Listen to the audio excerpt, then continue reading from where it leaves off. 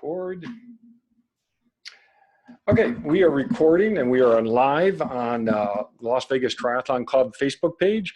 I'm John Mercer, the president of the Las Vegas Tri Club, and this is a Las Vegas Tri Club member spotlight. And I'm really excited to talk with Micah Bluto, who is our Rookie Point Series 2019 winner, and really looking forward to hear from her, a fellow Texan. Well, actually, I'm not Texan, but I did live in Texas for a bit. So that'll be fun to go back to those roots. But I'm going to go ahead and introduce Bob Gambo, who is an ambassador for the Triathlon Club, and he is going to get us started with this member spotlight. Well, hey there, everybody. And like John said, Micah Bluto was our 2019 Club Race Series rookie champion.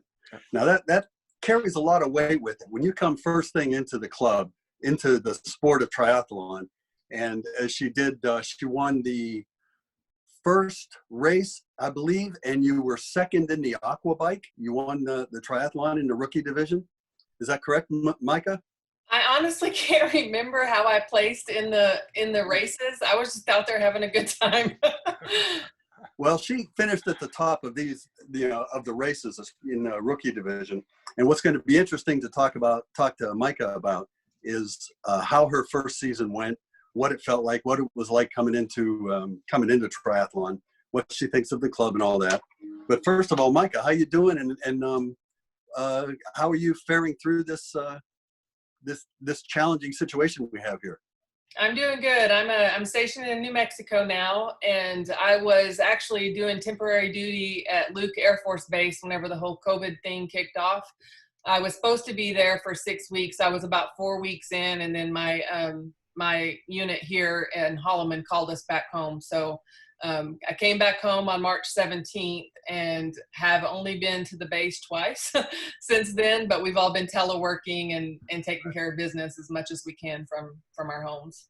And I do go back to work officially on Monday. So I'll be back in the office on Monday. So you're going to come back to Las Vegas and do some of our races, aren't you? I don't know when I'll get to come back to Vegas, but hopefully I will.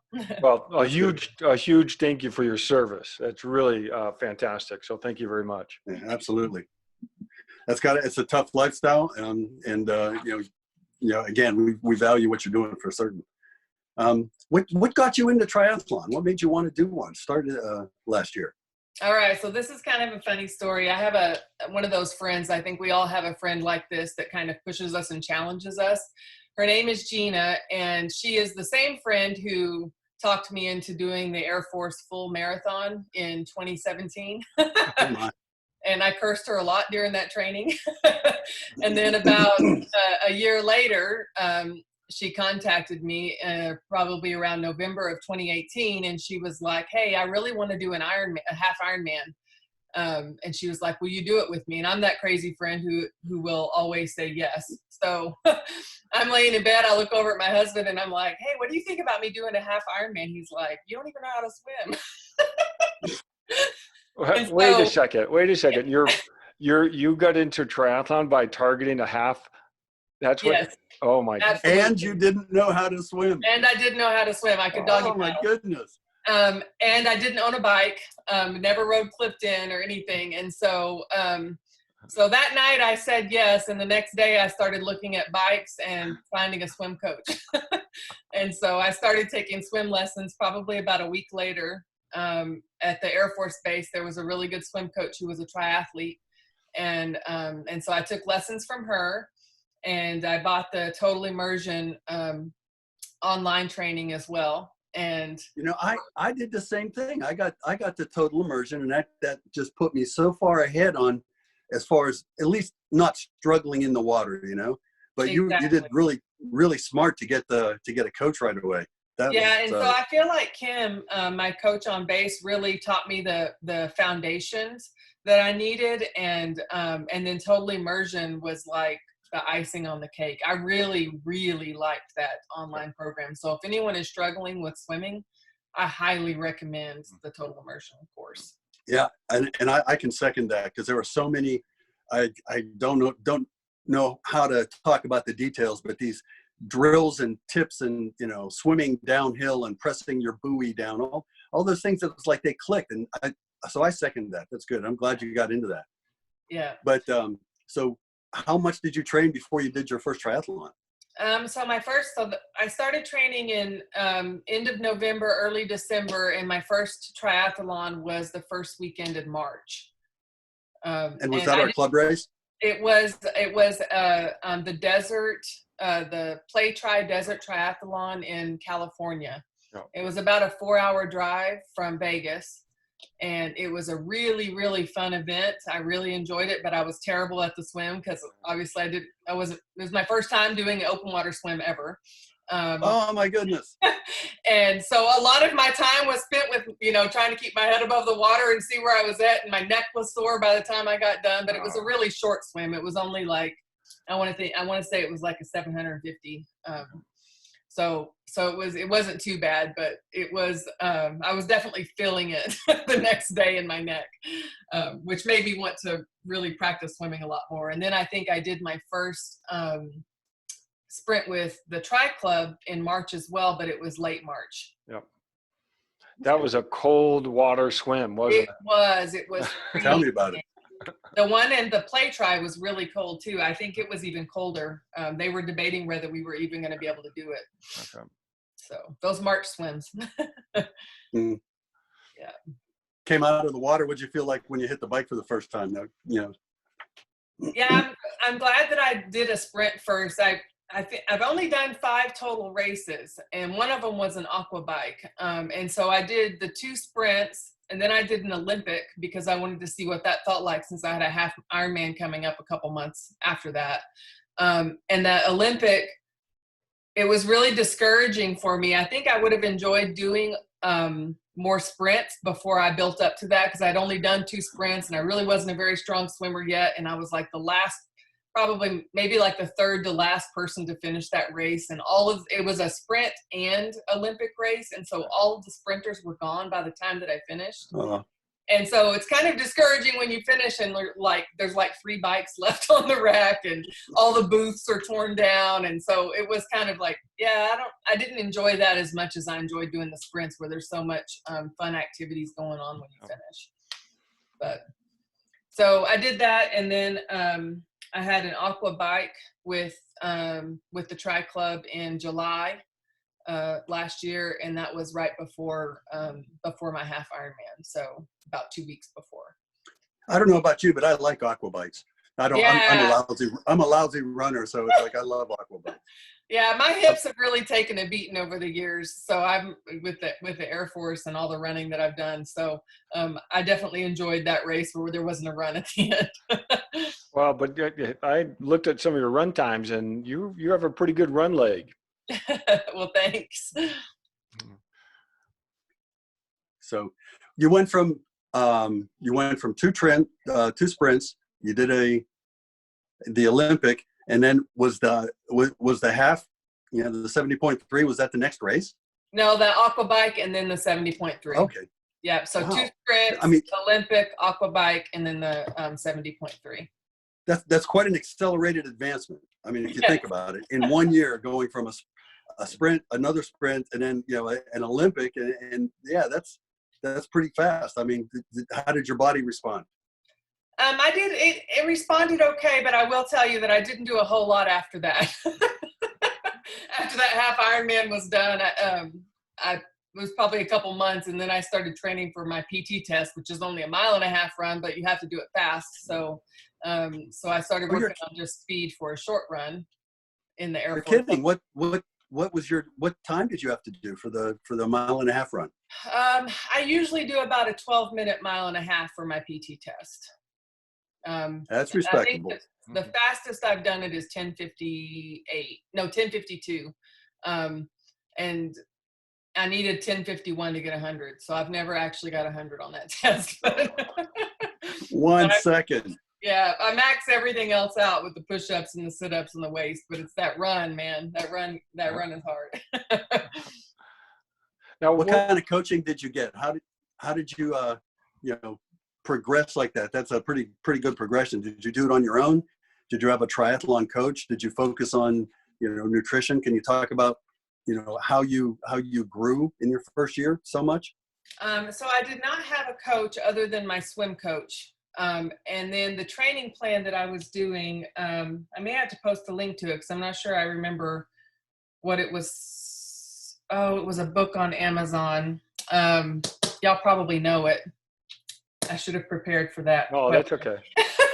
But anyways, it had a schedule in it and everything, and you could choose whether you were a novice or if you were more advanced. And of course, I did the beginner plan because really all I wanted to do was get a medal. I wanted to make the cutoff times for each event and get a medal. I wasn't trying to kill myself out there. So, and that really worked for me. And then my friend Gina, who had signed up to do it with me, ended up injuring herself. And so she wasn't able to do the race, but she had coerced another friend that I didn't know named Betty to do the race with us. And so me and Betty and Gina, even though Gina wasn't doing the race anymore, she still stayed in constant communication with us. We had a Facebook Messenger group that we posted in every time we did our workouts and encouraged each other. And if we had a sprint or something like that, we were always communicating with each other.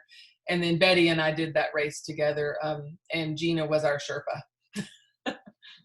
That's great. A lot of people who sorry, Bob. You had to be pretty confident when you said you do the 70.3. So what's your fitness background and your sport background?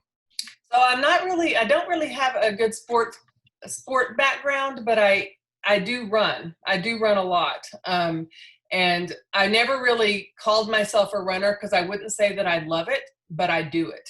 And so there's that. I am a NASM certified personal trainer, but I've never actually used my certification. I got it because I was interested in fitness, and it was something that the Air Force would pay for. And so I decided to go ahead and get that certification. So I do have that. I've been doing Beachbody programs since 2015. And I pretty faithfully, I'm always doing a Beachbody program. And so I'm fairly fit. And I also am very big on challenging myself, and I love to have goals. Oh. And so whether it's fitness, whether it's education, whether it's in the Air Force, whatever, I love to have something that I'm always working towards. And so even when I don't have a race or I don't have something to train for, I'm like, I need to schedule something so that I have set routine that I can follow to get there, So I'm just one of those people who like to have that. Having that goal is what drives you through the training, what keeps you going. I realize that for sure. However, sometimes whenever you do set a goal like that and you prepare for a race, that's when it's easy to get injured. So how do you balance that? Not working too hard. I say I just listen to my body, and I do the runs and I'll do them for the distance, but I may do them really slow, like if I need to take it easy that day, I'm not going to go out there and run a 8-minute mile. I might run a 10:30 or an 11, and just be easy on my joints. I'm in my 40s, so I have to be careful not to hurt myself. But yeah, so I just listen to my body, and if I need a rest day, I take a rest day, Yeah, very smart, very smart. A lot of people will drive right through it, and that's when you get injured. And I especially like when you said you first got started and you wanted to finish, you weren't looking for the podium on your first race, and you were just, let's do this, see what it feels like. Yeah. And that's a smart way to do it. Yeah. I'll tell you what I was most concerned about with the half Ironman was the swim, obviously, because I was not a strong swimmer, and I knew I had an hour and 10 minutes to do the swim, and I ended up doing it in 47 minutes. And I was ecstatic. Now, I wasn't fast compared to everyone around me, but I was like, that gave me plenty of time for my transition and to move into the bike and have enough time on the bike to meet the cutoff for the bike. So, and I knew after that I was going to be able to do it. Now, the run was, 13 miles after all of that was very challenging. And then I was very fortunate because there was a guy I did not know. Betty and I had lost each other by this point. And there was a guy I didn't know, but we were like the last 3 miles of the run, and his watch had died. And I was running next to him, and he kept asking me, where are we at? How far we got? What time? And so I was helping him keep time. And so he was like, hey, you want to just finish this together? And I'm like, sure. So we did a little bit of the run, walk, but we finished within seconds of each other. And had I not had him, his name is Greg Santilli, and we're Facebook friends now, but had I not had him, I don't know if I would have made the cutoff, because I can't remember now, but I was within minutes. I mean, it might have been like 4 or 5 minutes of the cutoff time. So that is such a great that's story. something I love about triathlon is everyone is always encouraging you, and you're always going to meet people out there on the trail that are going to help push you one step further and help you meet that goal. So I'm very thankful for the people that I've met through this sport. And what's interesting is everyone that we've talked to so far has mentioned the fact that, when you're in triathlon, you don't have people that are out to get you. They're all out to support you and help you, and everybody's in it. Everybody will support and help everybody else in every single way they can, both in the races as well as in the training. And, so I get that. You're right. That's what we all love about this so much, is everybody wants to help each other. Yeah. John, you were going to say something? Yeah, well, I'll just bounce off that, except in the swim, because the swim can get a little bumpy out there. How were your swims for the half and these other races? So for the half, I would tell you it was nerve-wracking, because I think there were 2,000 of us total at that race, and of course we did the time to start where you put yourself where you thought that you would finish, and I think I put myself in the hour category just because I wasn't sure. Fortunately, the water was really nice, but because there were so many people around, I did get a couple elbows to the face and a couple kicks and stuff, and you're constantly trying to navigate the water and make sure that someone's not going to run into you and all of that. And I did, we had a couple bumps, but I didn't get hurt or anything like that, and hopefully I didn't hurt anyone else. But I feel like that was probably my smoothest swim out of all of them. Of course, it was my the last one that I did and had built up to that, but for it being a long swim, I felt really good about how it went. That's great. And it sounds like you really did a great job of just preparing yourself for the race and reading material and listening to a coach. I think that's fantastic. Now that you've sort of come into triathlon, where do you find yourself enjoying yourself for exercise? Do you like swimming? Do you like biking? Obviously you're still running. Yes, I do like it all. The base pool here at Holloman has been closed with the COVID stuff going on. And so I haven't really swam since I got here, but I recently broke out my bike and started biking again. And I do want to get back in the swimming pool because I don't want to lose those skills that I built up so far. And you will, if you don't get out there and practice. Mm-hmm. And so I've actually been talking to a friend that's local here she's just gotten into triathlon to find out where they're doing their races and stuff, because there's not any bodies of water nearby. So she had signed up for one in El Paso that they did an indoor swim, like swim pool swim, but I would really prefer to do the open water stuff. So I may have to do some traveling to get back into it. Now, as far as training, do you have an indoor trainer as well? I do. It's not an expensive, nice one like those kickers, but it might have been like $50 or $60 that I got on Amazon. And I did use it in Vegas in the winter. I actually prefer to be outside and riding outside. And the weather here in New Mexico is gorgeous in the mornings and then in the evenings. It does get hot during the day, but it's a lot nicer in the evenings here than it was in Vegas. So hopefully, I know the winters will be pretty rough, but hopefully most of the year I can get my rides in outside. Hey, tell me something. In your first year of training, while we're talking about training, what mistakes did you make that you went, I shouldn't have done that? It was either with nutrition or, too much, too little. Tell us about the training that you built up, because I'm curious about it because you did so well in 1 year. Let's see. You know, I don't really know what I would have changed. Probably I wouldn't have bought as an expensive of a bike as I did for my first bike, riding clipped in, because I fell several times and chipped the paint and wanted to kick myself, which I know it's just a bicycle, you know, but I did not buy one of the tri bikes. I have a road bike because I wanted to make sure it was something that I could use for other things. But my husband is the more sensible one when it comes to that kind of stuff, and I'm like, go big or go home, you know. And so I went out and bought a really nice bike, and then immediately fell and chipped the paint, and I was like, oh man. But I thought I was going to be one of those people that could ride clipped in without falling, and I don't know if there is any of those people. No, we've all done it, and Everybody does. the Yes. chip on the bike frame is always the most painful one. Yeah, I literally was in front of my house and did not unclip before I braked and toppled over, you know. And then right before it wasn't Santa Rosa, it was the Desert Triathlon race. My friend Gina met me there for our first sprint triathlon, and we decided the day before that we were going to ride around the area. And I was clipped in at a light, and it wouldn't turn because we were in the left turn lane.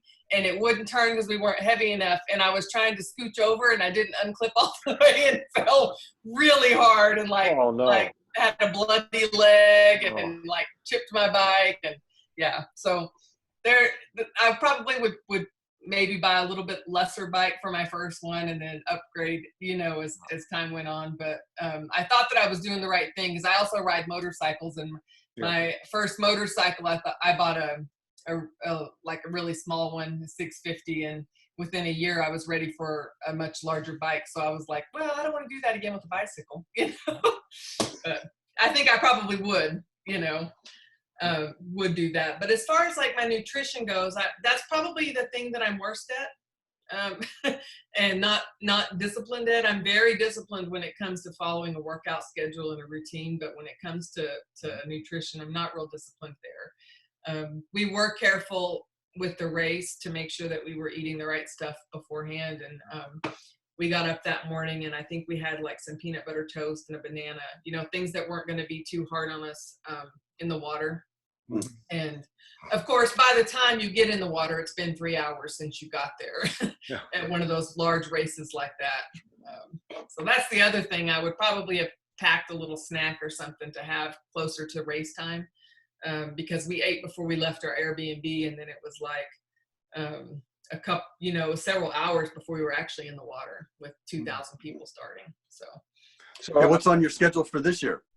I don't have any triathlon scheduled yet. I'm finally settled into my house here. I PCS'd here two days before Christmas, and then I left in February to go to Luke and didn't come back until the end of March. So I haven't spent a whole lot of time here yet, but I do need to break out and check the internet and see what we have coming up. Albuquerque is about 3.5 hours away, and so there are some big cities nearby that probably have some races that I could get into. It's also kind of planning logistics too. My husband is stationed in Florida, and just about every spare minute that we have that's not at work, we try to see each other. So there's that, but it would be fun to do a race down in Homestead near Miami. Yeah, it would. Yeah, he just got a bike. He got a Cannondale last week. Oh, nice. But I don't know if I can get him into triathlon, though. He's never been big on doing the races. Well, I gotta ask you, a lot of times going into a first race or a first season, there's a lot of nerves. There's a lot of nerves for all of us.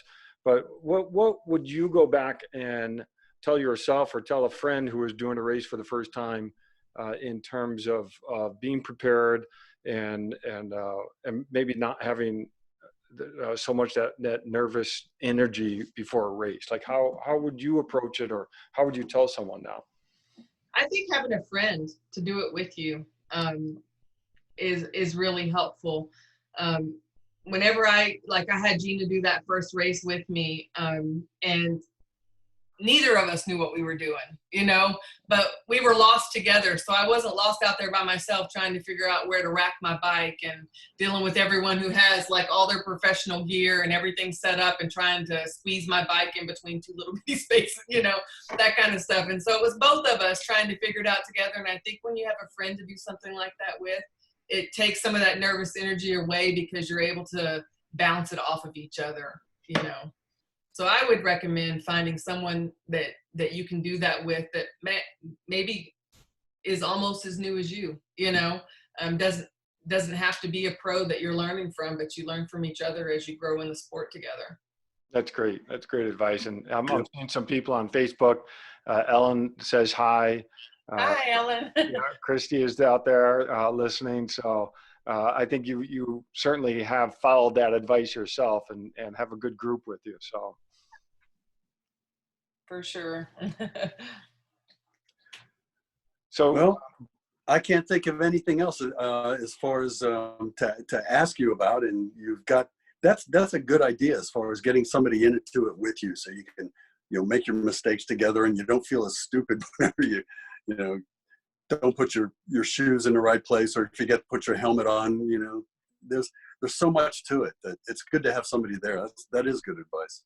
Yeah, my friend Gina, I will say she has definitely been that for me. And we didn't even live. We actually met each other through a mutual friend, and she was stationed in Virginia when we first met. When we did we signed up for the Air Force Marathon together, and we had a bunch of people that just got interested, and there ended up being like six or seven of us that all traveled to Ohio together to do that race.